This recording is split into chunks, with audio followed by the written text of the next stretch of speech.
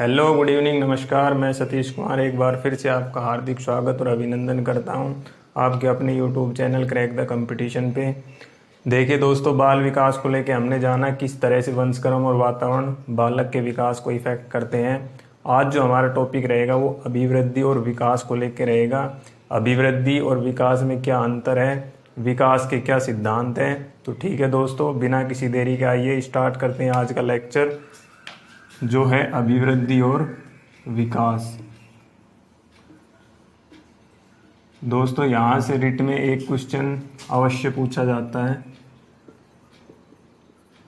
और वो स्टेटमेंट की थ्योरम में पूछता है एग्जामिनर। सबसे पहले तो हमें इनका मीनिंग पता होना चाहिए, अभिवृद्धि क्या होता है, विकास क्या होता है। देखिए दोस्तों, सामान्यतः हम अभिवृद्धि और विकास को एक ही मान लेते हैं, लेकिन अभिवृद्धि का आशय हमारे शारीरिक पक्ष से होता है। जितने भी हमारे शरीर में परिवर्तन आते हैं, शारीरिक पक्ष अभिवृद्धि से संबंधित है। शारीरिक पक्ष मतलब हमारे शरीर की हाइट कितनी है, हमारे शरीर का वजन कितना है, मांसपेशियों में कितनी बढ़ोतरी हुई है, वो सब क्या है, शारीरिक पक्ष में सम्मिलित है। जिसको हम नाप सकते हैं, तोल सकते हैं, वो क्या है, अभिवृद्धि है। ठीक है। विकास क्या है, विकास की संकल्पना बहुत ही विस्तृत है। विकास में ये अभिवृद्धि तो शामिल होती ही है, इसके साथ ही विकास में बालक का मानसिक विकास, सामाजिक विकास, संवेगात्मक, सांस्कृतिक विकास, नैतिक विकास किस प्रकार का है, ये सभी क्या है, विकास में सम्मिलित होते हैं। इसके लिए कुछ परिभाषाएं भी आती है। फ्रैंक की परिभाषा आती है, विक्टोरिया हरलॉक की परिभाषा आती है। ठीक है। तो सबसे पहले तो हमें मेजर डिफरेंस पता होना चाहिए कि अभिवृद्धि और विकास में मेजर डिफरेंस क्या है। अभिवृद्धि केवल शारीरिक पक्ष की बात करती है, जबकि विकास शारीरिक पक्ष तो इसमें सम्मिलित होता ही है। उसके साथ साथ मैंने बताया बालक का मानसिक विकास, सामाजिक विकास, संवेगात्मक विकास, सांस्कृतिक विकास और नैतिक विकास, सब कुछ सम्मिलित होता है किसमें, विकास में। ठीक है। तो सबसे पहले हम दो विद्वानों की डेफिनेशन की बात करेंगे, जिसमें पहला नाम आता है फ्रैंक का और एक दूसरा नाम आता है विक्टोरिया हरलॉक का।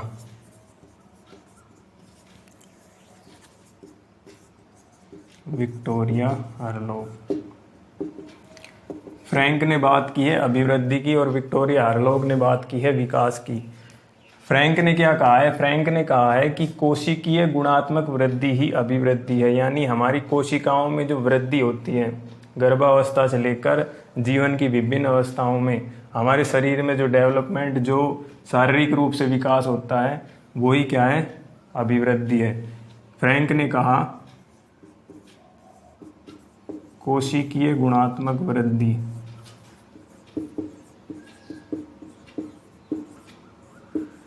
कोशिकीय गुणात्मक वृद्धि ही अभिवृद्धि है।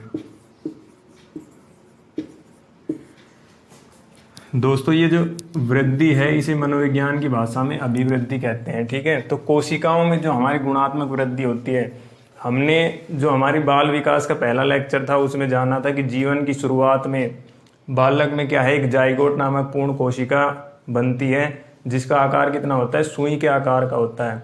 और बालक जब जन्म लेता है तो उसका वजन होता है लगभग 7 पौंड का, और 1 पौंड लगभग होता है 0.454 किलोग्राम। और लगभग 7 पौंड यानी जब बालक जन्म लेता है तो लगभग 3 किलोग्राम के लगभग बालक का भार होता है।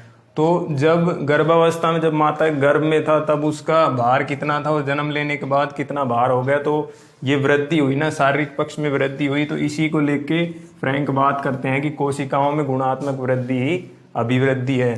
ठीक है, ये बात है फ्रैंक की। विक्टोरिया हरलॉक क्या कहती है, विक्टोरिया हरलॉक कहती है विकास के बारे में, उनका मानना है कि विकास का संबंध न केवल शारीरिक पक्ष से है, मतलब विकास न केवल अभिवृद्धि तक ही सीमित है, यह तो परिपक्वता की अवस्थाओं में आने वाले जो परिवर्तन है उनका प्रगतिशील क्रम है। देखिए एक बार इसकी डेफिनेशन देखिए। विक्टोरिया हरलॉक कहती है कि विकास केवल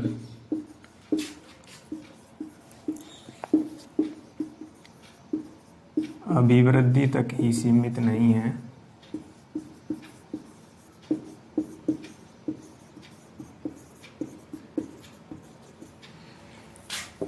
यह तो परिपक्वता की दिशा में होने वाले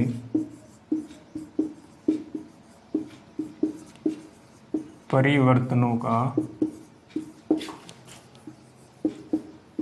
प्रगतिशील क्रम है।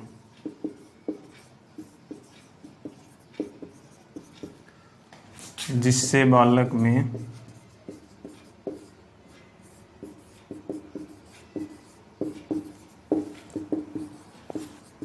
नई नई योग्यताओं व क्षमताओं का विकास होता है। ये किसने परिभाषा दी? विक्टोरिया हरलोग ने। विक्टोरिया हरलोग बात करती है विकास की और फ्रैंक बात करते हैं कोशिकीय गुणात्मक वृद्धि यानी कि अभिवृद्धि की। तो ये दो परिभाषाएं हैं, ये आपको याद रखनी है, इंपॉर्टेंट परिभाषा है। सीटेट में तो अक्सर पूछ चुके हैं इस फ्रैंक वाली परिभाषा को और विक्टोरिया हरलोग वाली परिभाषा को। देखिए दोस्तों, अब हम बात करेंगे कि ये जो अभिवृद्धि है और ये जो विकास है, इनमें अंतर क्या क्या है। कुछ मेजर डिफरेंट है, 5-6 प्रकार के, उनकी हम बात करते हैं। अभिवृद्धि एवं विकास में अंतर। एक साइड हम बात करेंगे अभिवृद्धि, एक साइड विकास। देखिए दोस्तों, अभी हमने बात की कि अभिवृद्धि क्या है। मनुष्य के शारीरिक विकास को एक तरह से हम अभिवृद्धि कह सकते हैं। मतलब शारीरिक पक्ष का जो विकास होगा वो ही क्या है? अभिवृद्धि है। मतलब ये एक पक्षीय अवधारणा है, एक पक्षीय है, यानी कि शारीरिक पक्ष से संबंधित है। और ये जो विकास है ये बहुपक्षीय अवधारणा है।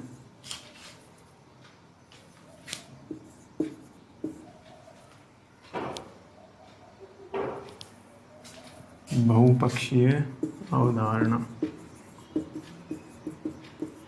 यानी कि इसमें शारीरिक पक्ष भी आता है, मानसिक पक्ष भी, सामाजिक, संवेगात्मक, नैतिक, सभी पक्ष आ जाते हैं। किसमें? विकास में। यहाँ हम एक स्टेटमेंट कहना चाहें तो ये भी कह सकते हैं कि विकास में अभिवृद्धि सम्मिलित होती है, लेकिन अभिवृद्धि में विकास सम्मिलित नहीं होता। ऐसे स्टेटमेंट के थोरम क्वेश्चन में पूछे जा सकते हैं, ऐसे कैसे स्टेटमेंट देख के, ठीक है। जो सेकंड डिफरेंट आता है ये आता है अभिवृद्धि यानी शारीरिक पक्ष से संबंधित है। बालक की हाइट कितनी है, वजन कितना है, कोशिकाओं में वृद्धि कितनी है, मतलब इनको हम माप सकते हैं, मापन संभव। लेकिन विकास का मापन संभव नहीं है।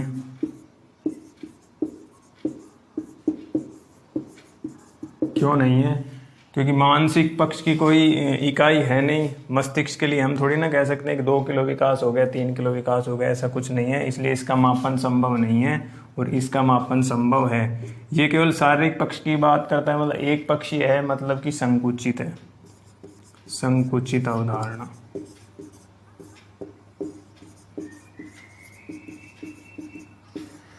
और इसमें विकास में सभी पक्ष सम्मिलित है, इसलिए विस्तृत या व्यापक अवधारणा।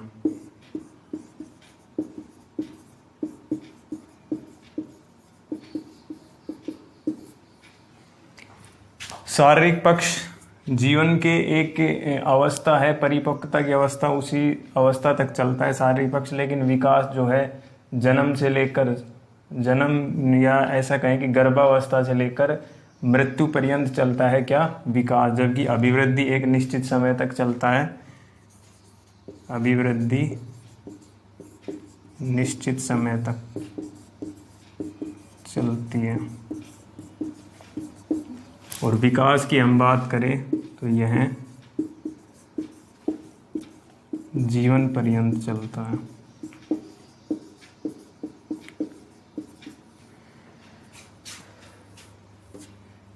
एक और डिफरेंस देखिए दोस्तों, अभिवृद्धि जो कि मात्रात्मक है जबकि विकास मात्रात्मक एवं गुणात्मक दोनों है। ये केवल मात्रात्मक है जबकि विकास मात्रात्मक व गुणात्मक दोनों है। क्योंकि इसमें जो है मानसिक, सामाजिक, समयगात्मक, नैतिक विकास आते हैं, ये सब क्या है, गुण को प्रदर्शित करते हैं। नैतिक विकास अच्छा है या बुरा है, ये एक प्रकार का गुण है। अभिवृद्धि में केवल मात्रा की बात करते हैं, जैसे उसकी हाइट कितनी है, 5 फुट है, 6 फुट है, वजन कितना है, 50 किलो, 60 किलो आदि की बातें करते हैं। एक और मेजर डिफरेंस क्या होता है कि अभिवृद्धि और विकास में विकास जो है एक निश्चित दिशा में चलता है जबकि अभिवृद्धि की कोई निश्चित दिशा नहीं होती।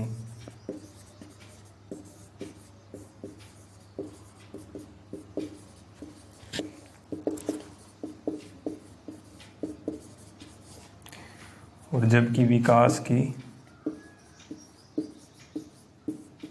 निश्चित दिशा होती है। ये कुछ मेजर डिफरेंट है अभिवृद्धि और विकास में। अक्सर परीक्षा में कैसे क्वेश्चन पूछता है, परीक्षा में स्टेटमेंट देता है कि अभी 4 स्टेटमेंट देगा, अभिवृद्धि का मापन संभव है, विकास का मापन संभव नहीं है, अभिवृद्धि एक संकुचित अवधारणा है, विकास एक विस्तृत अवधारणा है। एक उल्टा करके दे देगा कि अभिवृद्धि मात्रात्मक एवं गुणात्मक है जबकि विकास केवल मात्रात्मक है। निम्न में से कौन सा कथन गलत है? तो ये लास्ट वाला जो मैंने बोला कि विकास तो मात्रात्मक और अभिवृद्धि मात्रात्मक एवं गुणात्मक, ये हमारा कथन गलत हो जाएगा। तो ऐसे कथन के रूप में क्वेश्चन पूछे जाते हैं। तो इसके बाद हम जो बात करेंगे वो विकास के कुछ सिद्धांतों को लेके करेंगे। इसके लिए इससे पहले एक और बात याद रखने की है, बहुत मोस्ट इम्पोर्टेंट बात है दोस्तों। देखिए, एक शब्द आता है पूरक। पूरक का अर्थ क्या होता है? जब हम दो वस्तुओं को आपस में पूरक कह देते हैं तो उसका अर्थ होता है कि एक के बिना दूसरा संभव नहीं है। अभिवृद्धि और विकास में भी कुछ ऐसा ही अर्थ लगाया जाता है कि अभिवृद्धि और विकास जो है एक दूसरे के पूरक होते हैं। अभिवृद्धि व विकास परस्पर यानी एक दूसरे के पूरक होते हैं। पूरक होते हैं मतलब साथ साथ चलते हैं। ठीक है, देखिए दोस्तों, एक बालक का जन्म होता है। मान लीजिए जब बालक का जन्म हुआ है तब उसमें शारीरिक विकास 1 मिनट के लिए मान लेते हैं 0% है। ठीक है, मानसिक विकास ही मान लेते हैं जैसे 0% है। ठीक है, जैसे जैसे उसका शारीरिक विकास होता है, जैसे जैसे वह बड़ा होता है, 1 साल, 2 साल, 5 साल, स्कूल में जाने लगता है, मान लिया उसका शारीरिक विकास हो गया 10%। तो जब मान लीजिए 10% उसका शारीरिक विकास हुआ है 5 वर्ष की उम्र में, तो 5 वर्ष की उम्र में आप देखना वो गिनती बोलने लग जाता है 1 से 10 तक की। विद्यालय जाने से पहले ही परिवार में उसको गिनती सिखा दी जाती है, ABCD का ज्ञान करा दिया जाता है, तो उसका मानसिक विकास हुआ ना।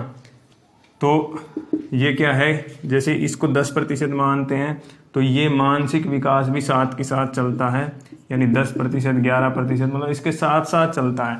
ऐसा नहीं है कि शारीरिक विकास 100% हो जाए और यानी कि शारीरिक विकास जिसे हम अभिवृद्धि कह रहे हैं, अभिवृद्धि 100% हो जाए और विकास 0% रह जाए, ऐसा कभी नहीं होगा। जब विकास 100% हो जाए और अभिवृद्धि 0% ही रह जाए, ऐसा कभी नहीं होगा। कहने का मतलब है कि ये दोनों एक दूसरे के पूरक हैं, दोनों साथ साथ चलते हैं। 19-20 का कोई फर्क हो सकता है लेकिन दोनों साथ साथ चलते हैं। इसके लिए एक वर्ड काम में आता है पूरक। और ये परीक्षा में बहुत बार पूछा जा चुका है कि अभिवृद्धि एवं विकास के लिए सत्य है, अभिवृद्धि और विकास एक दूसरे के समान होते हैं, अभिवृद्धि और विकास परस्पर विपरीत होते हैं, परस्पर पूरक होते हैं, या नन ऑफ दीज। तो हमारा आंसर क्या चला जाएगा? पूरक के साथ। तो दोस्तों, ये थी अभिवृद्धि और विकास से लेके कुछ बातें।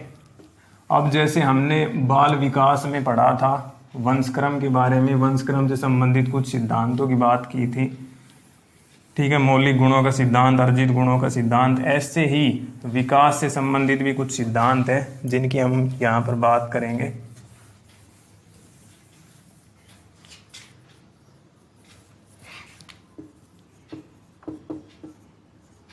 विकास के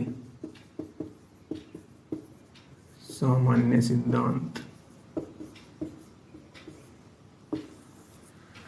दोस्तों, पहला सिद्धांत आता है जो हमने वंशक्रम में भी पढ़ा था,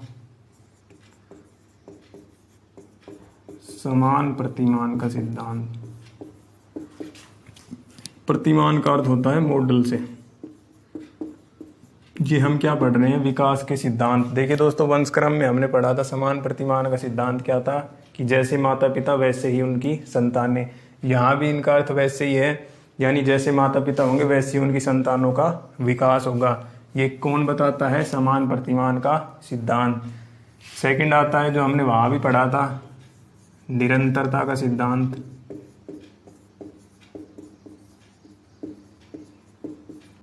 लेकिन वंशक्रम में इसका अर्थ था कि जन्म द्रव्य एक पीढ़ी से दूसरी पीढ़ी में जाता रहता है, वो कभी समाप्त नहीं होता। और यहाँ निरंतरता का सिद्धांत का क्या अर्थ होगा, यहाँ हम बात करें विकास की, मतलब विकास निरंतर होता रहता है जन्म से लेकर मृत्यु पर्यंत। सॉरी, मैं जन्म बोल जाता हूँ, ये जन्म नहीं है, गर्भावस्था से लेकर, क्योंकि ये गर्भावस्था से लेकर विकास होता है। ये किसने बताया था, विक्टोरिया हरलोक ने। गर्भावस्था से लेकर जीवन पर्यंत। देखिए दोस्तों, बालक गर्भावस्था से लेकर जीवन पर्यंत यानी कि मृत्यु पर्यंत, जब वो मृत्यु शैया पर होता है तब भी सीख सकता है। ये कौन बताता है, निरंतरता का सिद्धांत। आगे हम बात करते हैं सहसंबंधता का सिद्धांत।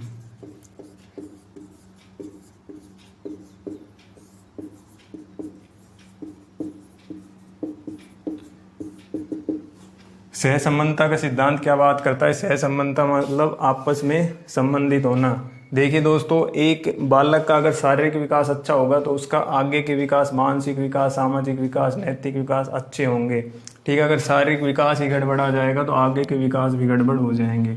जैसे शारीरिक विकास की हम बात करते हैं, एक व्यक्ति मान लीजिए पैर से विकलांग है, ठीक है। अगर वो पैर से विकलांग है तो उसे दो तरह की मुश्किलों का सामना करना पड़ता है। एक तो जो अंग उसका डिफेक्ट है वो चलने, मतलब कि विकलांग है, मतलब चलने में उसको परेशानी है।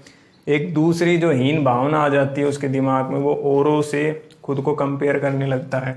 तो कहीं ना कहीं ये जो हीन भावना उसमें पैदा हो जाती है, ये उसके आगे के जो विकास है, मानसिक विकास, सामाजिक विकास, इनमें इफेक्ट हो जाते हैं। अगर एक बालक का शारीरिक विकास अच्छा होगा तो उसके आगे के विकास भी अच्छे होते हैं। इसी को ध्यान में रखते हुए आप देखते हो आपके आसपास जो गवर्नमेंट स्कूल होंगे, यूपीएस तक के अपर प्राइमरी स्कूल, तो वहाँ तक क्या है, बच्चों को मिड डे मील अवेलेबल कराया जाता है। क्यों, ताकि उनका शारीरिक रूप से विकास अच्छा हो सके। शारीरिक रूप से विकास अच्छा होगा तो उनका मानसिक विकास, सामाजिक विकास और आगे के विकास भी अच्छे होंगे। तो ये कौन बताता है, सहसंबंधता का सिद्धांत। अगला जो सिद्धांत आता है वो आता है सामान्य से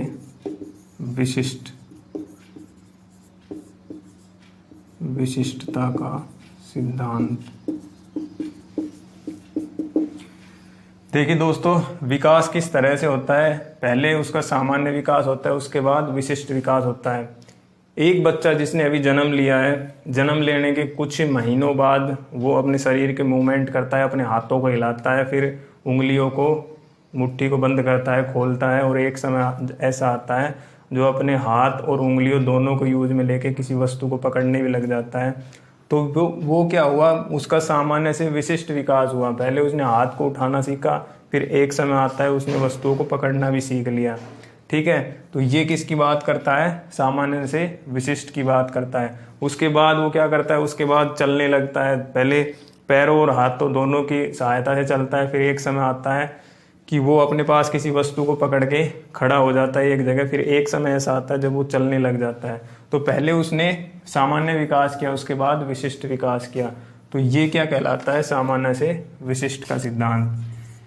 इसके बाद आता है चक्राकार विकास का सिद्धांत। विकास चक्राकार रूप में। कैसे?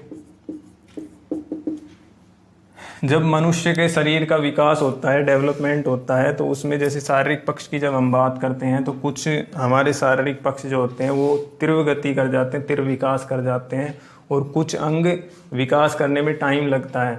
तो जिस अंग ने तीव्र विकास कर लिया है वो कुछ समय के लिए रुक जाता है ताकि बाकी के जो अंग हैं वो विकास कर सके, और इस तरह से एक चक्र रूप बन जाता है जिसके आधार पर इसे क्या नाम दिया गया? चक्राकार विकास का सिद्धांत। अगला जो सिद्धांत आता है वो आता है निश्चित क्रम का सिद्धांत।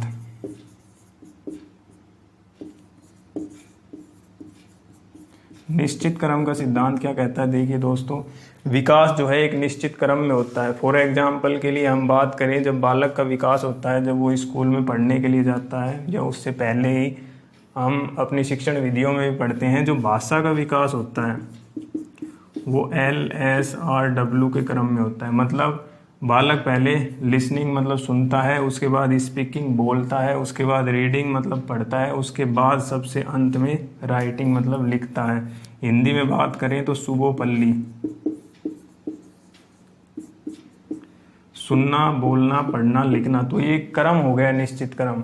इस क्रम में बालक का विकास होता है। ऐसा तो नहीं होता है कि सबसे पहले बालक लिखना सीख जाए बाद में बोल लेगा, नहीं, ये एक निश्चित क्रम होता है विकास का। ठीक है।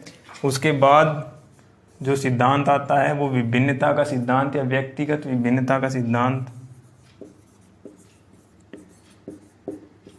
विभिन्नता का सिद्धांत, ये सिद्धांत क्या कहता है? देखिए दोस्तों, ये सिद्धांत बताता है कि कोई भी दो बालक हैं, उनका विकास समान तरीके से नहीं होता। इस संसार में प्रत्येक व्यक्ति दूसरे व्यक्ति से किसी न किसी रूप में भिन्न है। ठीक है। दो बच्चों को आप लीजिए जो जिनकी आयु समान है, मान लीजिए 10-10 वर्ष के हैं, उनके शारीरिक विकास में भी आपको फर्क मिल जाएगा, मानसिक विकास में भी फर्क मिल जाएगा। कहने का मतलब है प्रत्येक व्यक्ति अलग अलग गति से विकास करता है, यानी विभिन्न होता है। यही क्या बताता है? विभिन्नता का सिद्धांत। ठीक है। एक आखिरी सिद्धांत आता है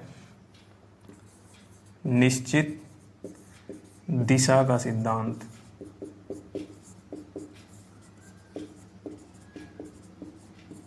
ये बताता है कि विकास जो है एक निश्चित दिशा में होता है, जिसके लिए एक शब्द काम में आता है, मस्तकोन्मुखी।